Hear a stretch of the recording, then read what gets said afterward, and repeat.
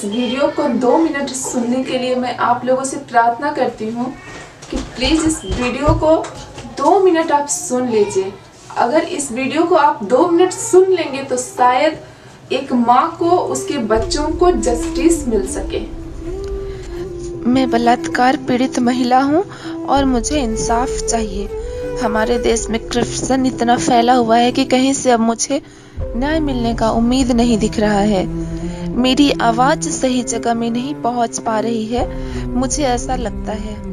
मेरा उम्मीद अब भी बाकी है हमारे देश के प्रधानमंत्री के ऊपर, माननीय मोदी जी से, और एक आखिरी उम्मीद मान सम्मान के साथ सुप्रीम कोर्ट ऑफ इंडिया माननीय मुख्य न्यायाधीश जी से करती हूँ।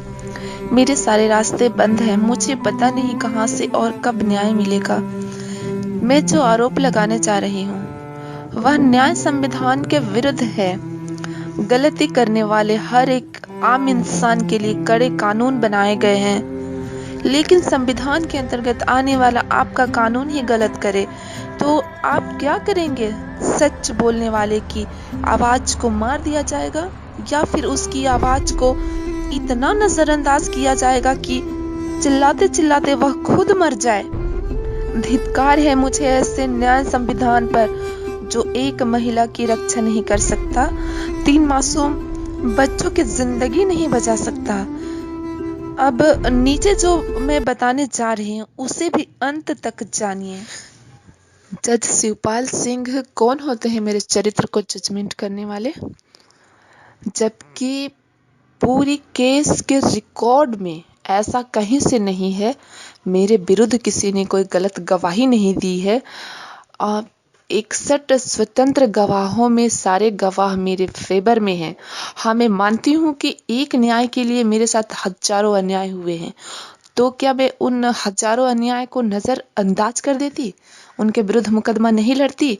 तो क्या अगर एक लड़की के साथ बार बार अगर हादसा हो, घटना हो, तो क्या उसे अधिकार नहीं है अपना हक के लिए लड़ने का, मुकदमा करने का? तो बार बार मुकदमा करने से क्या वो सेल लेडी हो जाती है? ये कहना है शिवपाल जज साहब का। लेकिन मैं ये पूछती हूँ कि जो इतने सालों से जो मैं मुकदमा लड़ रही हूँ, अगर आप एक ही साल में अगर मुझे इंसाफ दे देते, जो भी आपको इंसाफ करना था, तो मैं इतनी दूर भटकते भटकते समाज के हर मोड़ पर, कानून के हर मोड़ पर मुझे अत्याचार सहना नहीं पड़ता। 12/2017 का यह जजमेंट है और मैं आपको यह दिखा दूं कि उन्होंने ऑर्डर्स में क्या लिखा है। ऑर्डर्स में उन्होंने लिखा है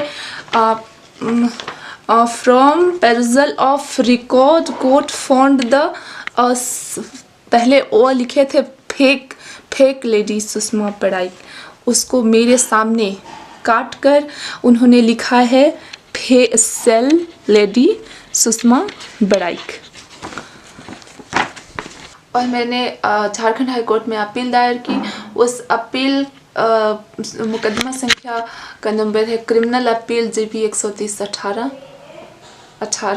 और मैं कोर्ट में, हाई कोर्ट में उस मामले को जल्दी सुनवाई के लिए मैंने मेंशन किया हर कोर्ट में, जिस कोर्ट में लिस्टिंग हुआ है, लेकिन 3 कोर्ट ने इस मामले को सुनने से इनकार कर दिया, नॉट बिफोर मी कर दिए। उसके बाद चीफ जस्टिस के कोर्ट में सुनवाई शुरू हो गई और 10/1/2019 को उस बेंच से अनदर बेंच हो गया, और अनदर बेंच होने के बाद चीफ का असाइन होकर के वो केस दूसरे बेंच चला गया। और जब दूसरे बेंच गया तो मैं उस कोर्ट में भी प्रार्थना की, मेंशन स्लिप दी कि प्लीज़ आप इस केस को जल्दी सुन के जो भी आपका फैसला है आप कर दीजिए। मैं बहुत परेशान हूँ और मुझे बहुत तरह की धमकियाँ मिल रही है, लेकिन उस कोर्ट ने जल्दी सुनवाई करने से इनकार कर दिए। उनका कहना था कि इस केस में मुझे कोई अर्जेंसी नहीं दिखता है। लेकिन मैं कहना चाहती हूँ आपको कि एक कोर्ट को लगता है कि मुझे जल्द न्याय मिलना चाहिए और दूसरे कोर्ट को ऐसा क्यों लगता है कि मुझे जल्द न्याय नहीं मिलना चाहिए? आप ही तो कहते हैं ना कि न्याय में देरी एक अन्याय है। अंतर्राष्ट्रीय मंच पर जब इस मामले को उठाया गया था, तब हमारे देश के पूर्व प्रधानमंत्री मनमोहन सिंह जी ने कहे थे सुषमा हमारी घर की बेटी है और उसे बहुत जल्द इंसाफ मिलेगा। लेकिन मैं ये पूछना चाहती हूँ, कहाँ गया आपका इंसाफ, कहाँ गई आपकी घर की बेटी। आप इन तस्वीरों को देख सकते हैं किस तरह से अंतर्राष्ट्रीय मंच पर न्यूयॉर्क प्रेस वार्ता में इस मामले को उठाया गया था। इसमें लिखा है, पाक का पाप ढकने को मुशर्रफ को याद आई सुषमा, न्यूयॉर्क प्रेस वार्ता में। तो मैं आपको बता दूं कि इतना कुछ आश्वासन मिलने के बाद आज उस लड़की के साथ क्या कुछ नहीं हो रहा है। दुनिया का सच दिखाने वाला मीडिया, उनका भी एक सच मैं दिखाने जा रही हूँ। देख सकते हैं कि मीडिया ने मेरे ज़िंदगी को कैसे तमाशा बना दिया। उन्होंने कानून को एक भी फॉलो नहीं किया है। कहीं किस तरह से मेरी पहचान को छुपा के दिखाते हैं, किस तरह से मेरी पहचान को उजागर करते हैं, इस तरह से मेरी ज़िंदगी के साथ मनमानी कर रही है। आप देख सकते हैं इस एफआईआर में मेरा कहीं से कोई नाम नहीं है। अज्ञात लोगों पे मुकदमा दर्ज हुआ है, लेकिन मीडिया दूसरे दिन छापती है कि मैंने इस युवक की हत्या की है और मुझ पर मुकदमा दर्ज किया गया है, जबकि थाने में मेरे खिलाफ मुकदमा दर्ज नहीं हुआ है। ये न्यूज़ छापने से पहले मीडिया वाले एक बार भी मुझसे पूछना सही नहीं समझते हैं कि क्या ये बातें सच है, या फिर वो इंक्वायरी करना नहीं समझते हैं। उन्हें जैसा भी मिले मेरे नाम के साथ जोड़कर सिर्फ वो मुझे समाज में तमाशा बनाना चाहते हैं।